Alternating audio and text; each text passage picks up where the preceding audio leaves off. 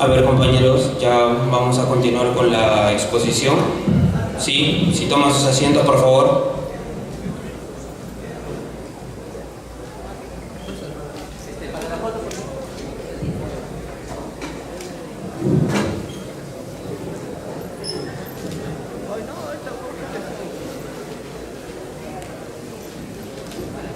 A ver, compañeros, si toman sus asientos, por favor, para continuar con la exposición.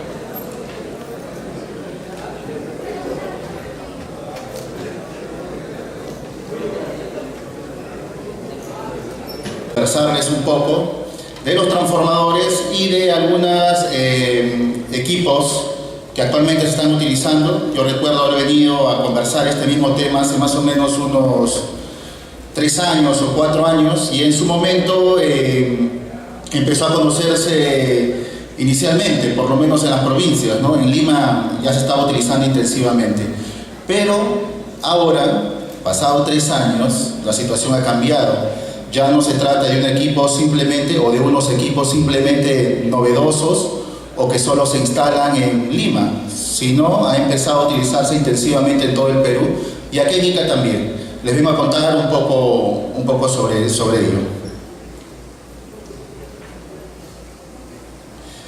Bueno, miren, en estos últimos años, la utilización de los transformadores está un poco migrando de la tecnología anterior que todos conocemos. Ahí les voy a mostrar que nos solucionen el inconveniente de algunas fotografías de las construcciones clásicas de transformadores a las que actualmente se están utilizando más que como alternativas, como transformadores exclusivos para algunas aplicaciones especiales. Vamos a hablar un poco aquí de qué sectores lo utilizan normalmente. Ustedes que son estudiantes van a tener la oportunidad de desempeñarse en distintos aspectos de la carrera. Algunos serán proyectistas, otros serán diseñadores, no solo de transformadores, de subestaciones, redes eléctricas. Algunos entrarán a lo que es línea de transmisión, otros a generación, otros formarán su propia empresa, otros trabajarán en electrodunas o en alguna compañía eléctrica del...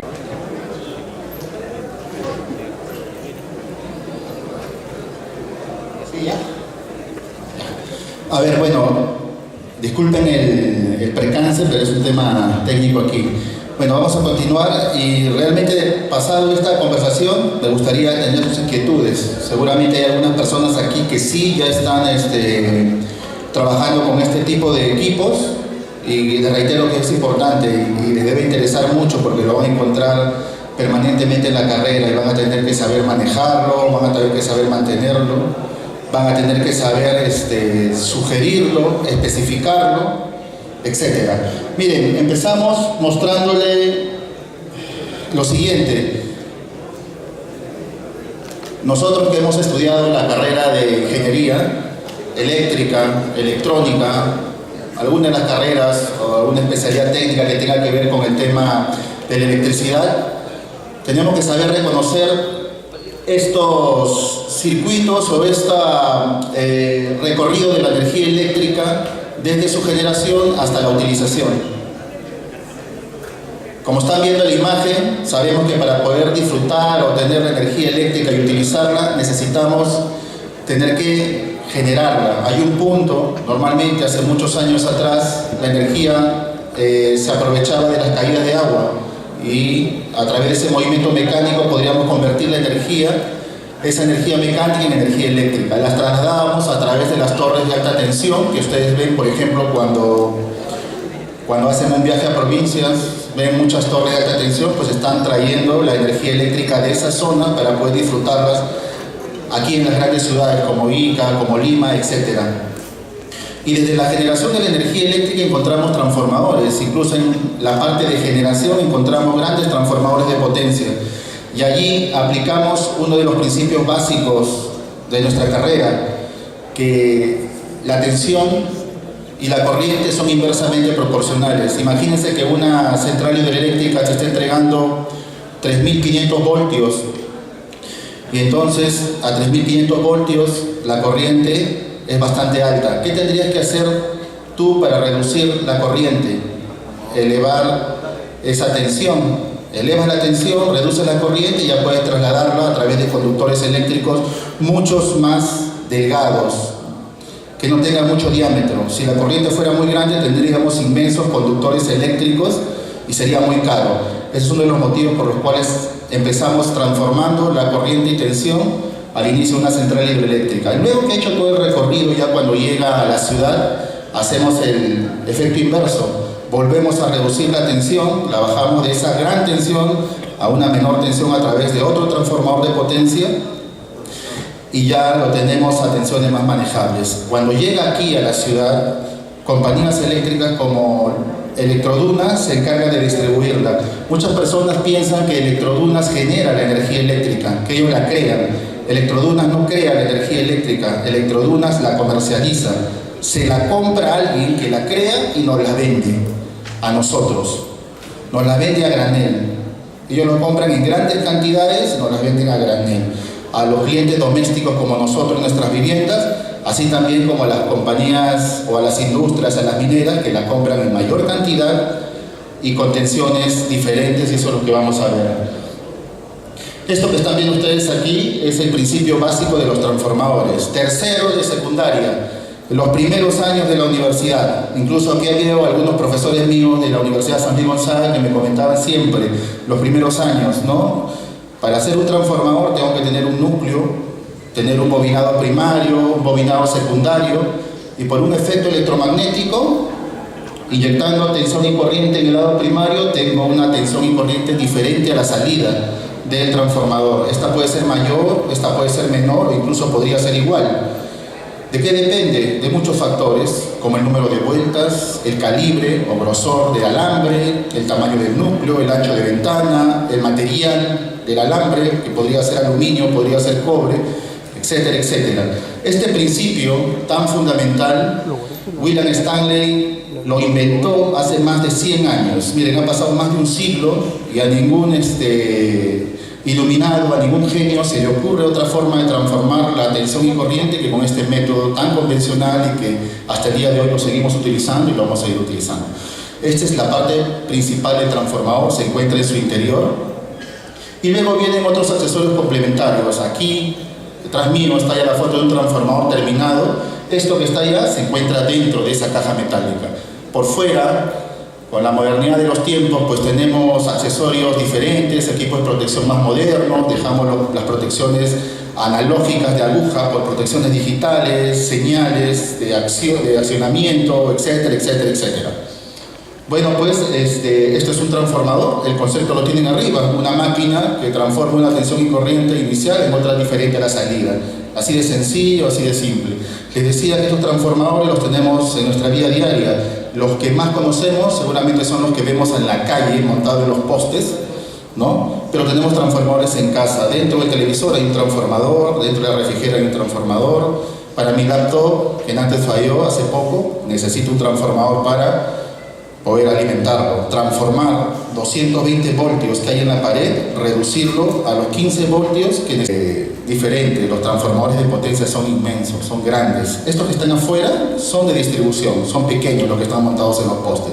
Estos que están aquí son más grandes. Por ejemplo, los que han tenido la oportunidad de ingresar a Electroduna, pero no a pagar el recibo, sino entrar por el portón donde entran los trabajadores, ven que ingresando a la mano izquierda hay dos transformadores de 20 MVA grandes, ¿no? En un patio que tienen. Esos son transformadores de potencia como el que estamos viendo. Pero al igual que otro, en su interior hay un núcleo de acero con bobinado, primario y secundario, como vimos en el slide anterior, y está ahí presente, ¿no? Y lo interesante es que este núcleo que se encuentra dentro de esta caja metálica se encuentra inmerso en un líquido. Es el famoso aceite dieléctrico para transformadores, que es mineral, ¿no? El clásico, el que todos conocemos, es un aceite mineral. El 80% de nuestros transformadores en el Perú son de aceite mineral. En promotores eléctricos en Promesa, que donde yo trabajo, fabricamos transformadores, también el 80% son en aceite mineral. Entonces, pues ahí tienen las partes del transformador. Entiendo que esta presentación se la van a entregar y van a poder ver con detenimiento cada punto importante, ¿sí? Entonces, en los transformadores, aquí tenemos algo interesante. Estos son tipos de transformadores, ¿no? Los que más conocemos, el que se encuentra en el centro. Luego tenemos otros transformadores como el de allá, que es un transformador pedestal, un equipo muy interesante. Se utiliza mucho en Lima, en el norte y en Arequipa. Subestaciones a nivel de piso. Acá en Ica, por ejemplo, yo sé que Electrouna tiene muchas subestaciones tipo caseta.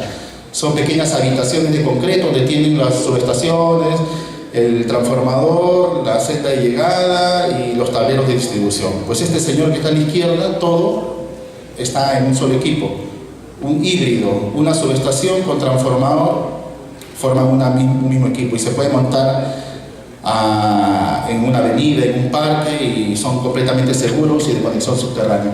Allá tenemos arriba, ese cilindrito que ven ustedes allí, es un transformador monofásico. No lo vemos mucho aquí en Ica, en la ciudad, pero los que han ido a la sierra, a los centros poblados, a pequeños caseríos, han visto que esos transformadores se utilizan.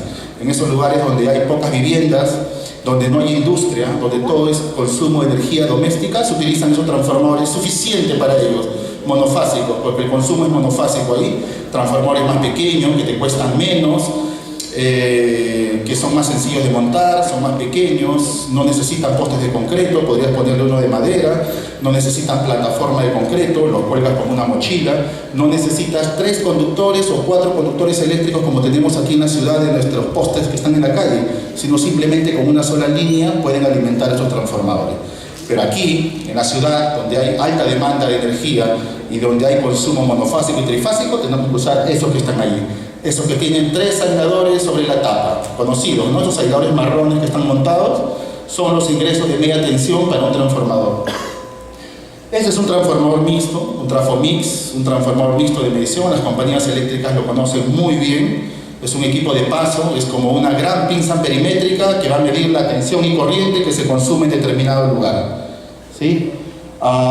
Este de acá es un transformador trifásico también, pero más grande. Cuando un transformador supera los 400 kVA, 450 kVA, kVA es la unidad fundamental del transformador, te habla de la energía, del tamaño del transformador. Uno de 5 kVA es uno pequeñito, así es uno de 250, 400, y cuando es más grande son más pesados y ya no se pueden montar en los postes, hay que montarlos a nivel de piso, como hace Electrodunas montándolos en casetas de concreto con sus rueditas, y ahí están funcionando los transformadores. Estos señores que están atrás son tipos de transformadores, pero que tienen algo en común. Aparte del núcleo, ellos están inmersos en aceite. ¿Qué quiere decir? Que en el interior hay gran cantidad de aceite rodeando cada parte del núcleo del transformador internamente. Ustedes han visto, a veces cuando salen a la calle, ven un transformador montado en el poste, y ven el poste que está manchado, o el transformador en un lado tiene una mancha de aceite, es aceite pues, ¿no? Que se está fugando. Hay un agujero, está saliendo aceite, etc. Y el transformador pues tiene una fuga. Eso hay que corregirlo y lo vamos a ver más adelante. Estos comparten internamente núcleo y un líquido refrigerante llamado aceite mineral. Funciona muy bien, nos hemos acostumbrado, vivimos con los transformadores todos los días, estamos rodeados por esos transformadores aquí en Ica. Pero sucede que toda máquina no es perfecta. De hecho, un transformador no es una máquina perfecta porque no tiene un 100% de eficiencia. Solo cuando hacemos cálculos en la universidad, y eso, porque siempre hay pérdidas, en la vida real los transformadores no son 100% perfectos, siempre existen pérdidas. Toda máquina está susceptible a pérdidas. Y este transformador también lo es. Pero hablando de que no sea perfecto en cuestiones de construcción y que puedan fallar, sí, puede que el transformador sea mal construido o pueden haber fallas externas que hagan que el transformador falle. Un cortocircuito externo, una caída de tensión extrema o un rayo que le cayó de una descarga atmosférica del cielo y el transformador se quemó. Como sea que fuese la emergencia. Han tenido una falla, no sabemos cuál ha sido la falla, habrá que investigar, pero lo cierto es que el transformador se está incendiando. Todo es metal, ¿sí? ¿Qué se está quemando entonces? El aceite mineral, que es combustible derivado del petróleo, se comienza a incendiar. Este es otro transformador de potencia, se enciende el sistema de extinción, pero es incontrolable hasta cierto punto y el transformador se quema. No solo es un tema que puede ocurrir en el Perú, eso es en España, un transformador tipo bóveda subterráneo, como utilizan en Cusco, la ciudad histórica del Cusco, los transformadores subterráneos, mira, se están incendiando y el bombero solo le queda cruzar las manos para esperar que termine. San Juan del Lurigancho, en Lima, un transformador pedestal de que les conversé, se incendia y la gente intenta apagarlo. Aparte de que es peligroso, pues ese equipo está perdido ya también, ¿no? Entonces, estas emergencias seguramente se pueden prevenir con un periodo de un mantenimiento adecuado al equipo, no sobrecargándolos, etc. Pero siempre el peligro estaría latente, estaría bajo el control de las personas. En ese contexto, en esa situación, para que no ocurra esto que estamos viendo aquí, es que la construcción de los transformadores buscó tener un equipo mucho más seguro. Esto no solamente pasa en transformadores. Aquellos que tienen la oportunidad de poder instalar subestaciones eléctricas, por ejemplo ahora en las famosas celdas de protección, los equipos que están antes de los transformadores para poder energizar, desenergizar el transformador, en pocas palabras para prenderlo y apagarlo, y donde se encuentran los fusiles de protección, son como unos grandes tableros que tienen un equipo de potencia, un interruptor de potencia o un seccionador de potencia. Antes eran muy peligrosos. Ustedes ven en YouTube, ponen tablero eléctrico, celda de media tensión, accidente, y van a ver muchas personas que se han muerto simplemente por hacer una mala maniobra o sin siquiera hacer nada, solo por tener la mala suerte de pasar delante de un equipo que falla. El equipo tiene una descarga interna, un arco eléctrico, y todas las puertas salen volando por distintos lados y hay una gran explosión. Ahora, en estos tiempos, existen unos requerimientos muy exigentes. Ya no se utilizan esas celdas metal enclosed antiguas, ahora están utilizando las celdas a prueba de arco interno. Son unas celdas especiales que aquí en el Perú no se fabrican, todas vienen de otro país, se importan, en donde si ocurriese una falla, la falla queda confinada en su interior. La celda explota, no sirve, se destruye, pero nada sale al exterior y las personas salvan la vida y no hay accidentes. Ese tipo de consideraciones también se empezó a utilizar en los transformadores. Es por eso que en el mundo el 30% ha migrado a otro tipo de transformadores. Ya no utilizan estos que están aquí, con los que nosotros vamos a trabajar muchísimo en nuestra carrera, sino están utilizando ya otro tipo de transformadores. Y en el Perú la proporción funciona muy bien, ¿no? Estamos creciendo como país. Yo de verdad pensé que íbamos a demorar muchísimo, pero ya un 10% ha migrado y esta tendencia está creciendo. Y esa es la intención de que conozcan este transformador, porque cuando ustedes entren a trabajar electrodunas de aquí a unos 3 años, o más aún si se van a Lima o trabajan en una minera, ya no van a encontrar los transformadores en aceite mineral. De hecho, se los garantizo, van a encontrar o transformadores secos encapsulados de media tensión, o los transformadores refrigerados con líquidos de alto punto de combustión, como que les voy a hablar ahora. Entonces, empecemos a averiguar un poco más de los equipos que nos vamos a encontrar en nuestra chamba, ¿no?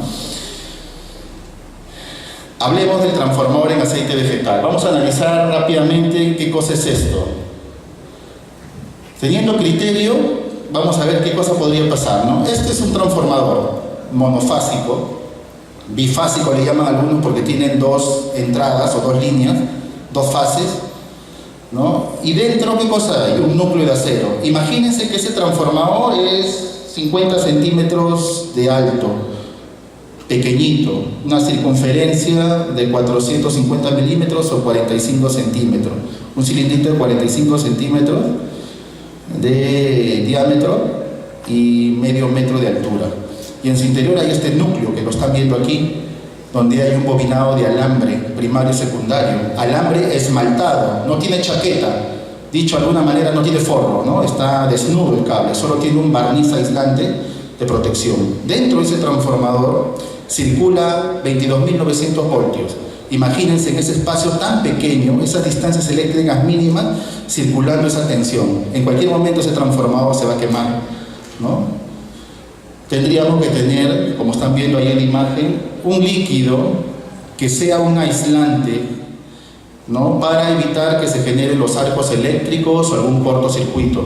Internamente ya este transformador está protegido. Ese aceite es un aislamiento, es un aceite dieléctrico, por eso el nombre lo dice dieléctrico, es un aislante y ya evita que se generen estos arcos. Si en algún momento, como les expliqué, que encontramos un transformador con fuga de aceite, ese nivel de aceite comienza a bajar y alguna de sus partes queda sin la protección del aceite, el transformador se va a quemar. Si no tiene aceite, se quema, queda sin la protección líquida del fluido. Ahora, esa es la primera función, es un dieléctrico, pero este fluido también, hablando de cualquier fluido, puede ser mineral o vegetal, un aceite para transformador cualquiera, cumple otra misión importante, que es un refrigerante. Esta máquina no es un motor, no es un motor donde hay fricción, donde hay movimiento mecánico y se genera calor, ¿no? Esta es una máquina estática. Pero a pesar de que es una máquina estática, hay circulación de electrones, hay corriente eléctrica fluyendo por el bobinado del transformador y hay 3.000 vueltas de alambre por un lado, 1.500 vueltas de alambre por otro. Está caliente el transformador. Así como las personas funcionamos correctamente a 37.5 grados centígrados, este transformador también debe tener una temperatura adecuada de funcionamiento que no debe excederse. Si excede esa temperatura, el transformador se muere, se quema. Ese aceite también ayuda a mantener una temperatura adecuada. Lo enfría, así como el agua en el motor de un vehículo. ¿De acuerdo? Entonces, ahí tenemos el transformador, uno de potencia y uno chiquito monofásico. Ambos, un corte, ¿no? Le hacemos un corte para ver que hay internamente, hay un núcleo, y ya les dijimos que hay mucho aceite. Dijimos, el aceite es dieléctrico y refrigerante. Aparte, el aceite, ahora le están indicando, se está diciendo mucho que tiene una tercera capacidad, que es la de diagnóstico, la famosa capacidad de diagnóstico. Por ejemplo, yo les cuento, el transformador en aceite vegetal del que vamos a hablar es la competencia natural de los transformadores secos encapsulados. En subestaciones de uso interior, según la norma, en el Perú, según el Código Nacional de Electricidad, que es nuestra Biblia, los que estamos inmersos en el tema eléctrico, ingenieros, técnicos, tenemos que tener nuestro Código Nacional de Electricidad y leerlo. Cuando sean profesionales, estén en su oficina, compren su Código Nacional de Electricidad y léalo. Y si no lo leen, por lo menos pónganlo encima de la mesa de adorno para que piensen que lo están leyendo, ¿no? Pero debemos tenerlo. Ese Código Nacional de Electricidad nos indica todos los procedimientos y los límites en el momento de hacer una instalación de un equipo eléctrico, ¿ya?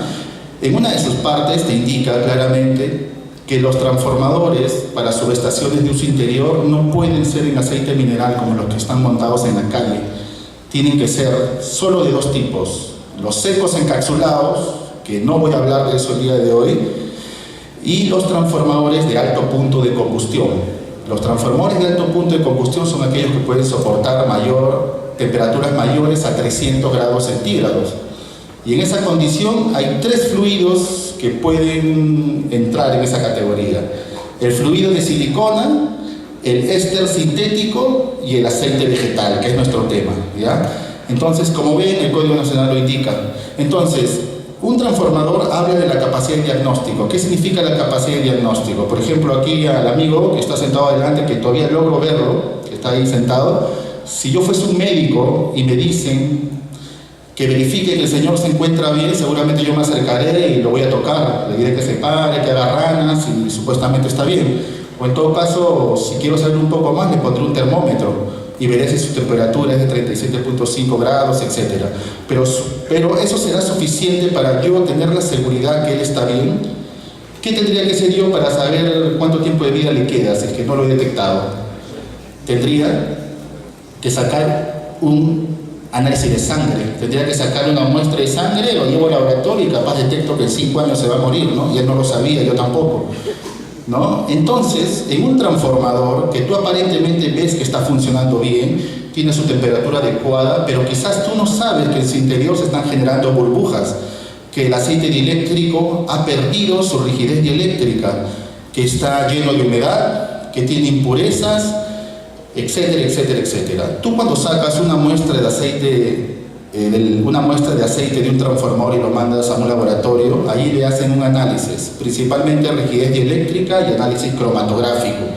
Con ese análisis tú tienes un protocolo y te dice cómo está tu transformador, te puede decir que si ya necesita un mantenimiento, te puede decir si ese aceite lo puedes reciclar o regenerar, hacerle un tratamiento, o también te puede decir que está bien, que puede seguir funcionando sin hacerle nada, o también te podría decir que ese aceite ya no sirve, que y que está muy bien que le hayas hecho un examen, porque si no lo hacías, en 3 meses el transformador se quemaba. Entonces tú cambias por un aceite nuevo. Esa capacidad de diagnóstico lo tienen los transformadores porque tienen un fluido que nosotros podemos retirar y mandar a analizar.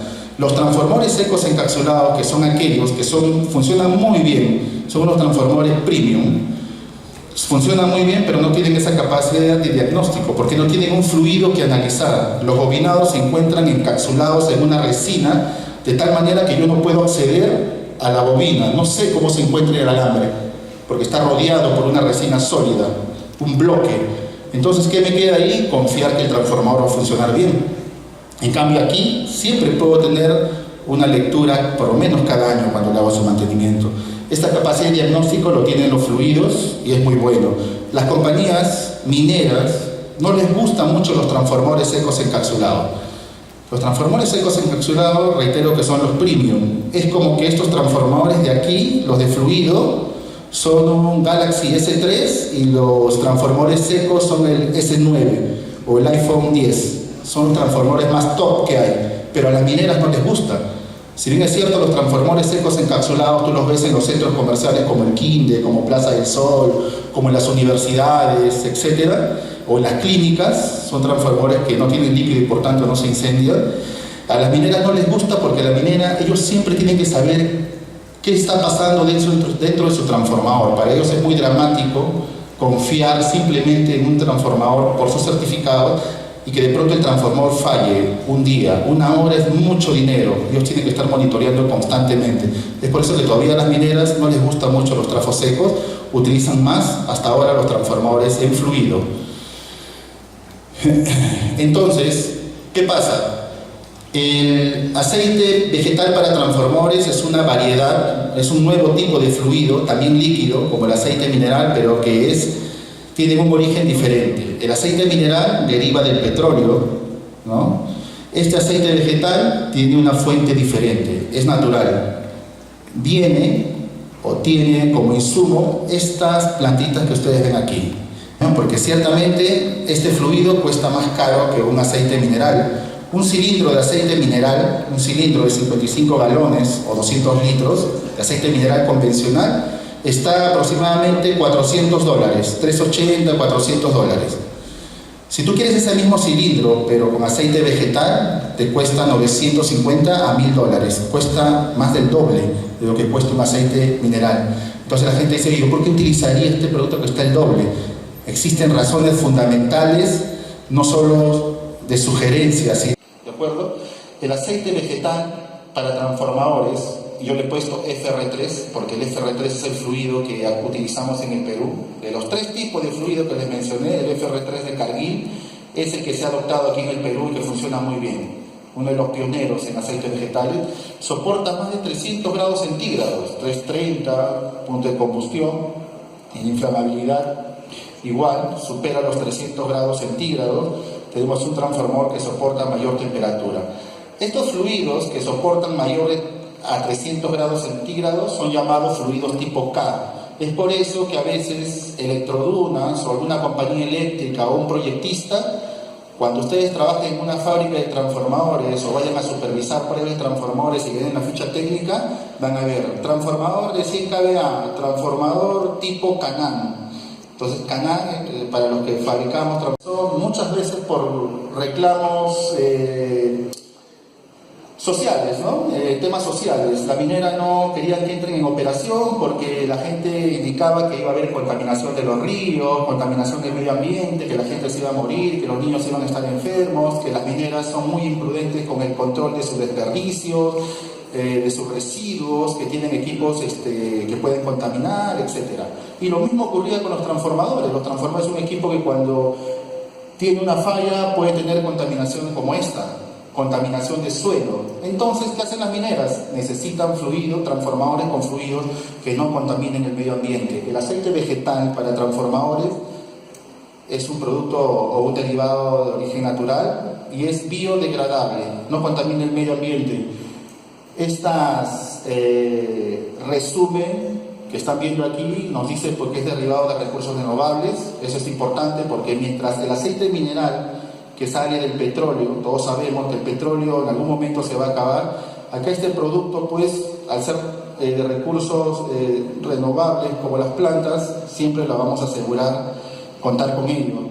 En general tiene una fuga de aceite, pues estamos viendo que sale al medio ambiente y ese fluido mineral es bastante delgado, ¿no? No es tan viscoso, es muy delgado. Cuando es muy delgado es mucho más rápido su penetración en los suelos, contamina capa freática, subsuelos, etcétera, y hay un gran peligro de contaminación, más aún si cae al agua. Cuando ocurre lo mismo en los transformadores en aceite vegetal, el fluido de por sí es más viscoso y cuando entra en contacto con el medio ambiente se gelatiniza, se pone aún mucho más viscoso, difícilmente va a penetrar el suelo, pero igual, no importa, porque a las 48 horas es biodegradable, va a venir los pajaritos, los animalitos, se lo van a comer, se va a disipar en el medio ambiente y no pasa nada.